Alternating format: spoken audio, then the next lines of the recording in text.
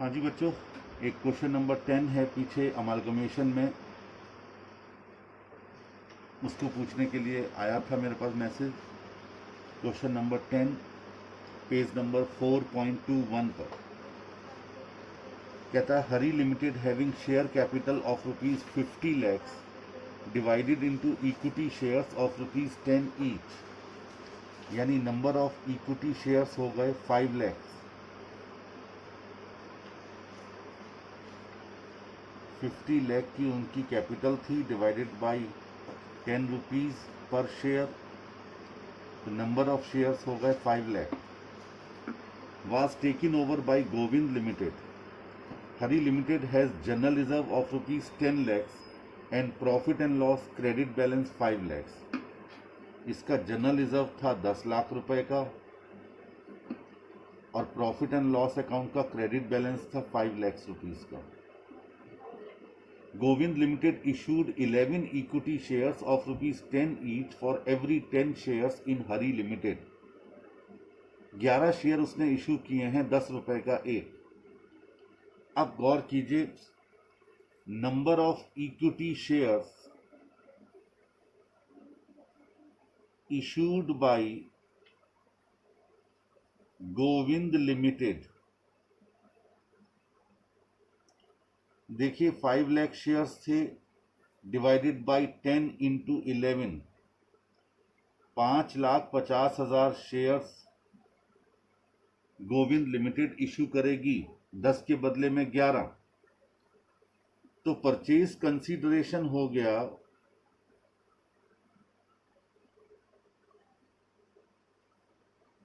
5,50,000 into 10, यानी 55 लाख रुपए, 55 लैक्स। अब आपको बताया गया था कि मर्जर वाले केस में आप परचेज कंसीडरेशन का हमेशा कंपैरिजन करेंगे शेयर कैपिटल के साथ। तो ये लीजिए, पीसी है 55 लैक्स और शेयर कैपिटल थी 50 लाख, यानी 5 लाख रुपए का हमारा एक तरीके से पीसी ज्यादा है। इसका मतलब ये हो गया कि आपको इस नई कंपनी के जनरल रिजर्व 5 लाख रुपए से कम रेज करने पड़ेंगे, क्योंकि आपने उनकी कैपिटल 50 लाख के बदले में 55 लाख की तो कैपिटल दे दी है। मर्जर का क्या सिद्धांत है कि कैपिटल के बदले कैपिटल दे दो और रिजर्व्स के बदले रिजर्व खोल लो। तो ऐसी कंडीशन में यहां जब कैपिटल के बदले में 50 लाख के बदले में 55 लाख रुपए की कैपिटल दी जा रही है, तो स्वाभाविक है 5 लाख रुपए से रिजर्व्स कम करने होंगे। अब इसमें आपसे कहा था गोविंद लिमिटेड की बुक में एंट्रीज पास करो। अब एंट्रीज में क्वेश्चन में कोई आपको असेट्स तो दी नहीं गई हैं, लेकिन आप असेट्स को मान सकते हो। कैसे? 50 लाख रुपए की कैपिटल, 10 लाख का जनरल रिजर्व और P&L 5 लाख का, यानी 65 लाख रुपए लायबिलिटी साइड का टोटल हो गया। तो स्वाभाविक है असेट्स भी 65 लाख की होंगी। तो पहली एंट्री पास करते हैं, business merger account debited to liquidator of Hari limited,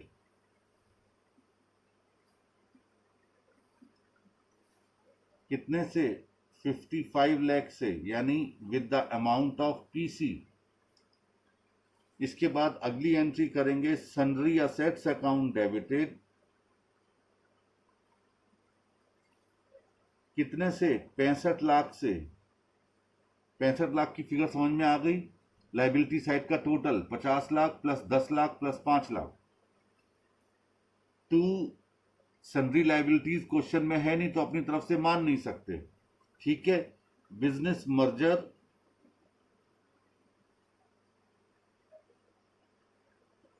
$55 lakh से, जनरल रिजर्व 10 लाख का था। एक मिनट जरा पेन दे देना, प्रसाद से कहो। ये फेंक दो।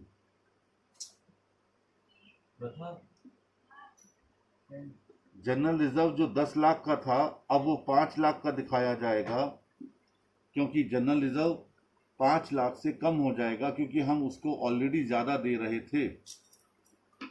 To profit and loss account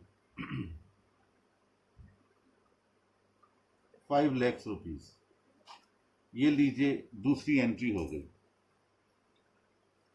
sundry assets account debited 65 lakhs, to business merger 55 lakhs, to general reserve 5 lakhs, to profit and loss account 5 lakhs। इसके बाद आखिरी एंट्री पेमेंट की,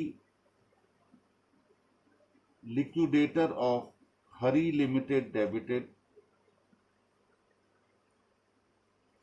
to equity share capital account 55 lakhs। Only these are the 3 entries which you have to pass under the pooling of interest method in case of amalgamation in the nature of merger. These are the entries which you have to pass.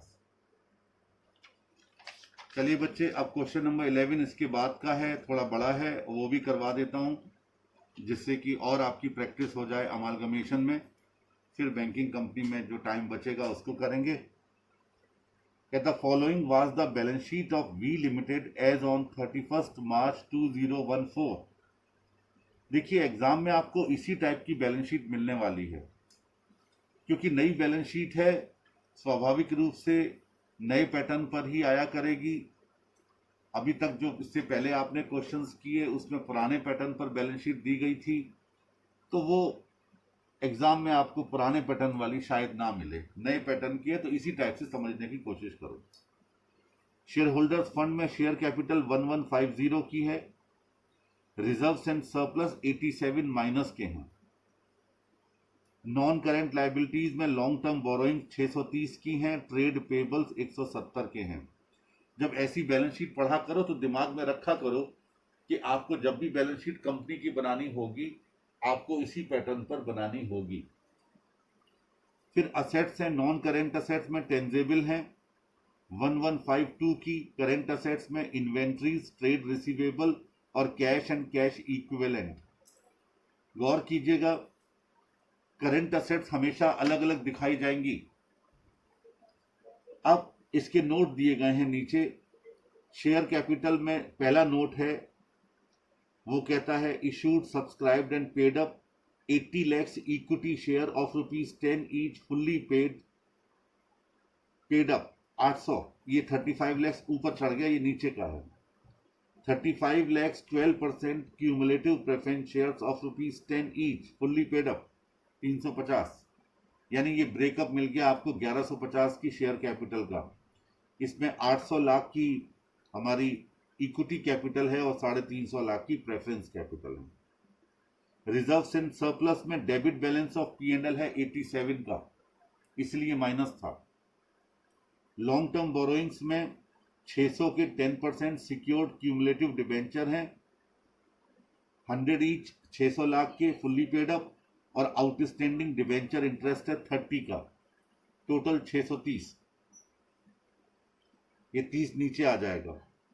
Tangible assets में land and building 445 की है, plant and machinery 593 की है, furniture fixtures and fitting 114।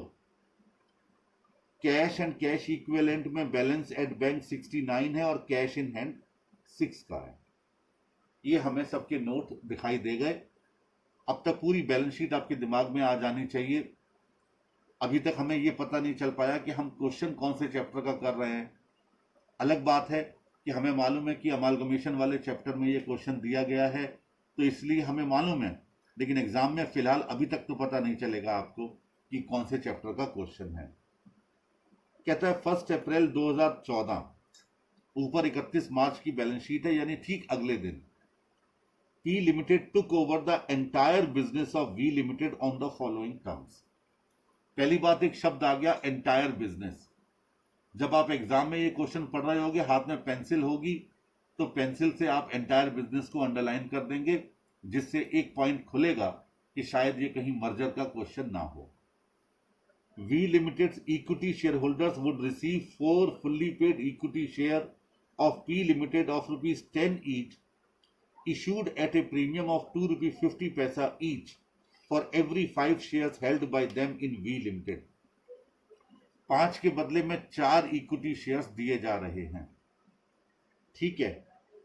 Preference shareholders of V Limited would get 35 lakhs 13% cumulative preference shares of rupees 10 each fully paid up in P Limited in lieu of their present holding. दोनों ही net payment दिए गए हैं, यानी यहां पर हम आसानी के साथ नेट पेमेंट मेथड लगा सकते हैं। All the debentures of V Limited would be converted into equal number of 10.5% secured cumulative debentures of rupees 100 each fully paid up after the takeover by P Limited, which would also pay outstanding debenture interest in cash. यानी ये लेने के बाद वो इसका treatment करेगी, इसका PC से कोई लेना देना नहीं है, मैं पहले दिन से ही आपको बता रहा हूं। Expenses of amalgamation would be borne by P Limited. Expenses came to be rupees 2 lakhs. P Limited discovered that its creditors included rupees 7 lakh due to V Limited for goods purchased. P Limited के creditors में 7 lakh V Limited से due थे, यानी inter company ओइंग्स। ये आखिरी entries में की जाती हैं जब सारी एंट्रीज हो जाएंगी। Also, P Limited stock included goods of the invoice price of rupees 5 lakhs earlier purchased from V Limited, which had charged profit of 20% of the invoice price. चलो, बिल्कुल सही क्वेश्चन, बहुत बढ़िया क्वेश्चन है, कोई टेंशन नहीं है इसमें। You are required to prepare realization account in the books of V Limited, pass journal entries in the books of P Limited, assuming to be an amalgamation in the nature of merger. यानी and में जाके आपको पता चला कि हमें merger का question करना है, तो थोड़ी ये वाली बात भी गांठ बांध लीजिए कि एग्जाम में पहले पूरा क्वेश्चन एक बार आराम से पढ़ लीजिए और जो जो चीजों में एडजस्टमेंट है उनको पॉइंट आउट कर लिया कीजिए, जिससे आगे क्वेश्चन करते वक्त दिक्कत ना आए। यानी पहला पॉइंट तो क्लियर हो गया, आप एक मर्जर का क्वेश्चन करने जा रहे हैं। अब यहां पर कैलकुलेशन ऑफ पीसी सबसे पहला पॉइंट है। सबसे पहले इक्विटी शेयर होल्डर्स को आप क्या दे रहे हैं? Payment to equity share holders. कहा गया था कि 5 के बदले में 4 शेयर्स 12.5 रुपए के हिसाब से, तो इक्विटी शेयर कुल मिलाकर के 80 लाख के थे। डिवाइडेड बाई 5 इंटू 4, यानी 64 lakh equity shares at the rate of rupees 10 each. कितना हो गया साहब? 64 lakhs इंटू 10,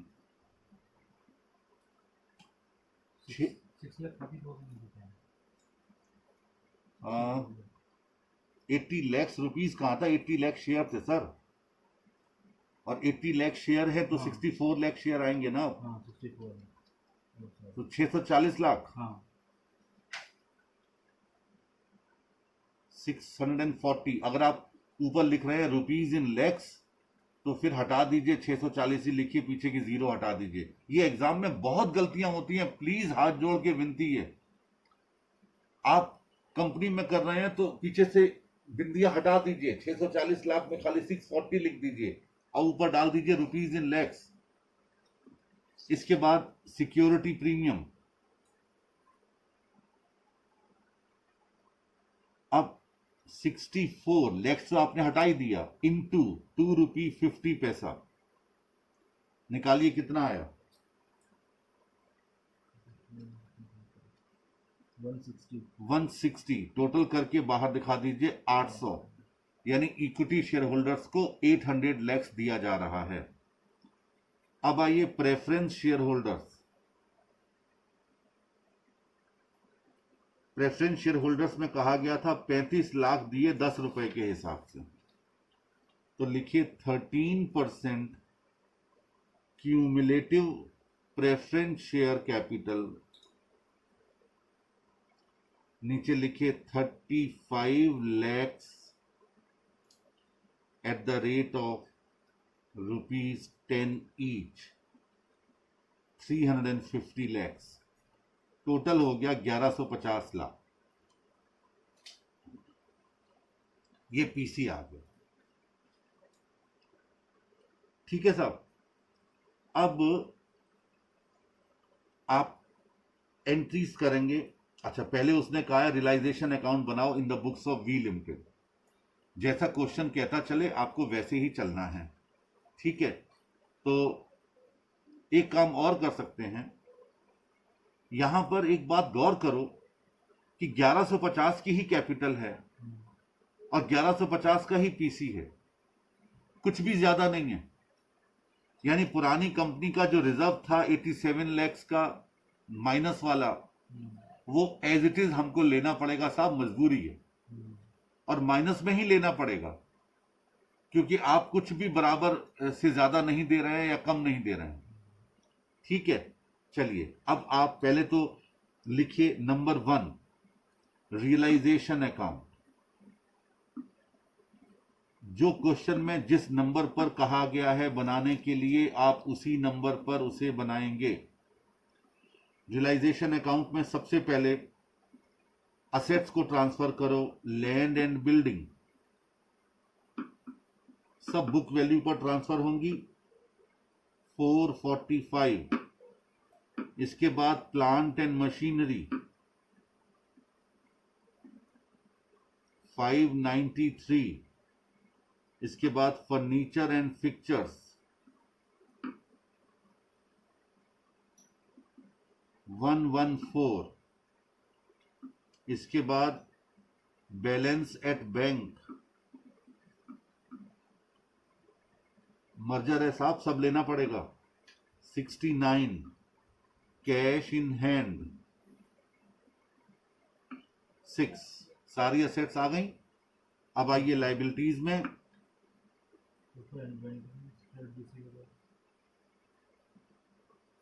अच्छा हाँ, देखिए यही गलती होती है, ये बहुत बड़ी गलती हो जाती है। हमने नीचे नोट्स तो अकाउंट में निकाल लिया, लेकिन ऊपर भूल गए। इन्वेंट्रीज 380 और trade receivable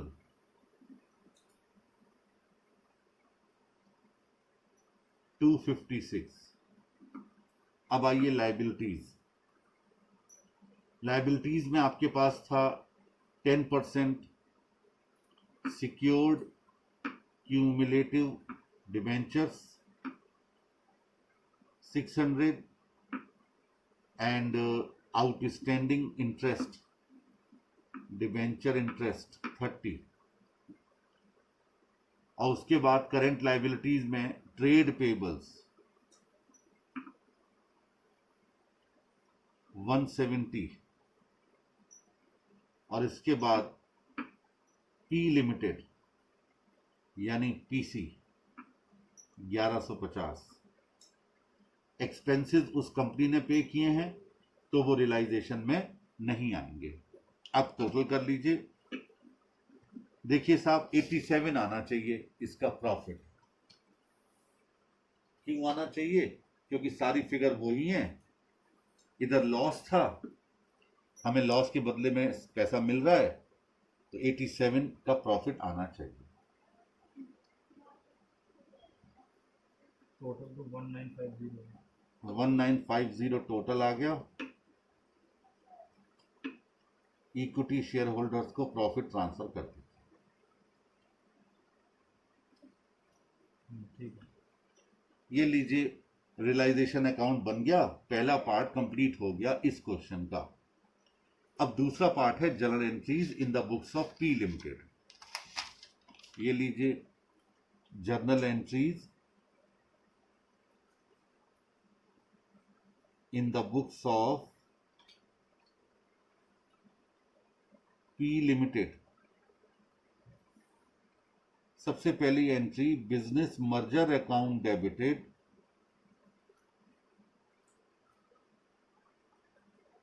to liquidator of V limited 1150।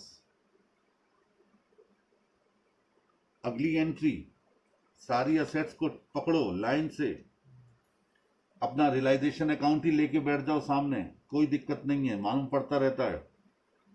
Land and building account debited 445। Plant and machinery account debited 593। Furniture and fixtures account debited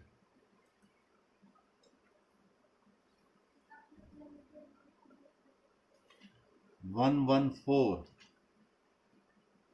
इसके बाद इन्वेंट्रीज अकाउंट डेबिटेड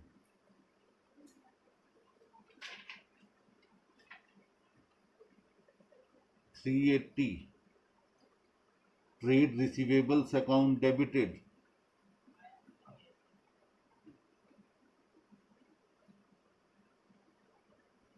256। इसके बाद balance at bank account debited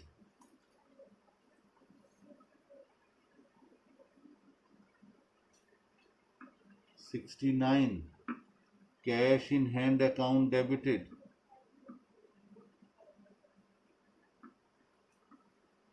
6। एक line छोड़िएगा। To 10% secured debentures account 600। To outstanding debenture interest account 30। To trade payables account 170। To business merger account 1150। आपने यही सारी चीजें रियलाइजेशन में भी लिखी थी, सेम एंट्री आपने यहां पास कर दी। वहां पर भी डेबिट साइड में बैलेंस आया था, यहां भी डेबिट साइड में बैलेंस आएगा। लिख दीजिए profit and loss account debited 87।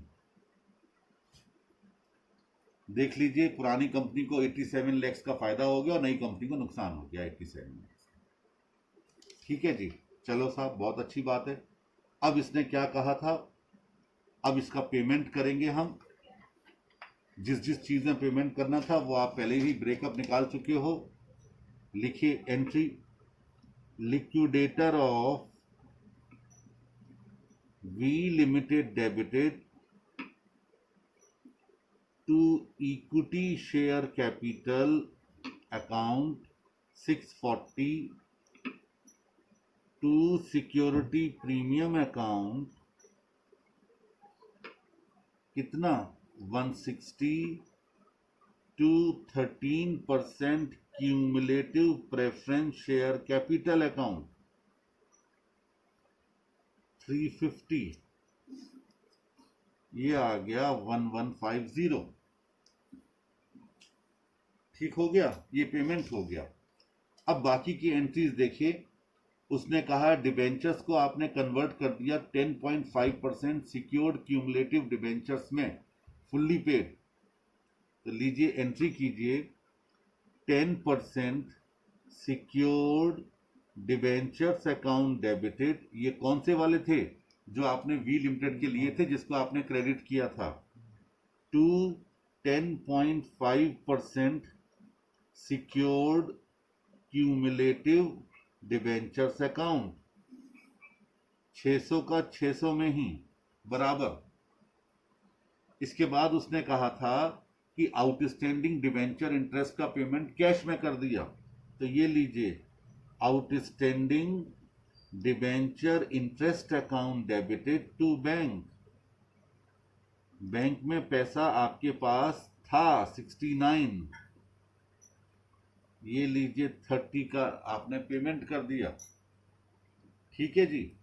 अच्छा, अब आगे उसने कहा था expenses of amalgamation would be borne by P limited, और 2 लाख रुपए के खर्चे आए। Profit and loss account debited to bank, ये मर्जर है, इसलिए प्रॉफिट एंड लॉस अकाउंट को आपने डेबिट करना है। अगर यही amalgamation in the nature of purchase होता तो goodwill account debited to bank करते। बहुत छोटी छोटी बातें हैं, आपको ध्यान रखनी है, ठीक है। चलो आगे बढ़ते हैं। अब उसने कहा था पी लिमिटेड ने ये डिस्कवर किया कि उसके क्रेडिटर्स में 7 लाख रुपए ड्यू हैं to V limited for goods purchase. तो आप इसकी इंटर कंपनी ओइंग वाली एंट्री पास करेंगे। क्या करेंगे? Creditors account debited to debtors account, और ये लीजिए 7 लैक्स। इसके बाद इसने कहा था कि स्टॉक में 5 लाख रुपए का ऐसा माल अभी शामिल है जो बिका नहीं है, जो कि वी लिमिटेड से परचेज किया गया था, और वी लिमिटेड ने इनवॉइस प्राइस पर 20% का प्रॉफिट इसमें चार्ज किया था। तो अगर हम प्रॉफिट निकालेंगे तो कैसे निकालेंगे? 5 इंटू 20% यानी 1 लाख। तो क्या एंट्री पास करेंगे बताइए? मैंने बताई थी पहले।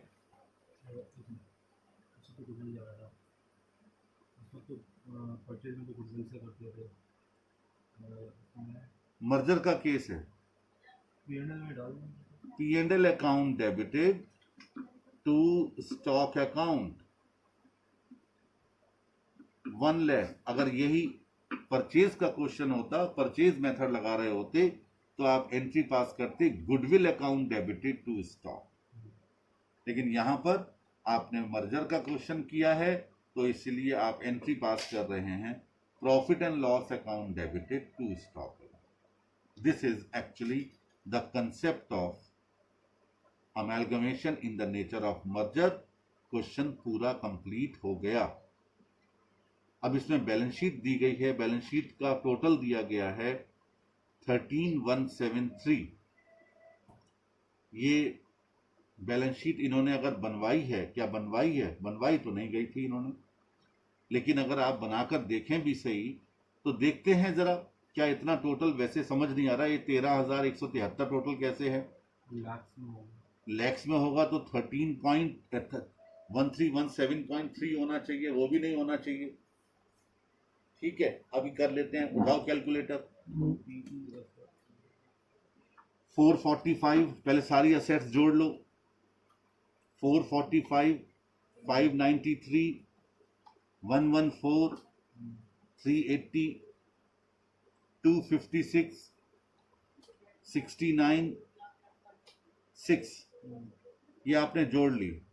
जोड़ने के बाद इसमें से घटा दो 30 जो बैंक में चला गया था, इसके बाद 2 घटा दो, इसके बाद 7 घटा दो डेटर्स वाला, इसके बाद 1 घटा दो। कितना आया? 1823। जरा ये लिख लीजिए अलग से। इसके बाद आइए लायबिलिटी साइड। पहले कैपिटल लिखिए 990, इसके बाद सिक्योरिटी प्रीमियम लिखिए 160, इसके बाद P&L लेस कीजिए 87, 89 और 90 लेस कर दीजिए। इसके बाद डिबेंचर्स लिखिए 600,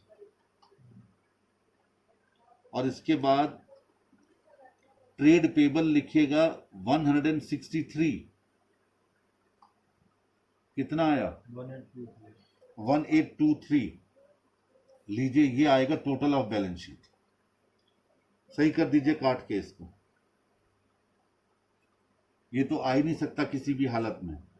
ये तो तब आ सकता है कि जब पी लिमिटेड की बैलेंस शीट भी हमें क्वेश्चन में दी जाती और उसको मर्ज करने के बाद तब शायद इतना आता, लेकिन पी लिमिटेड कहीं बैलेंस शीट नजर ही नहीं आ रही है, तो हम कहां से लाएं? खैर, तो ये था आपका क्वेश्चन नंबर 11 और 10, amalgamation in the nature of merger के ये दोनों क्वेश्चन थे। तो एक बार फिर से आपका मर्जर रिवाइज करवाया 2 क्वेश्चन के माध्यम से, शायद आपको और अच्छा लगा होगा, क्लियरिटी आई होगी। चलिए इस वीडियो को बंद कीजिए।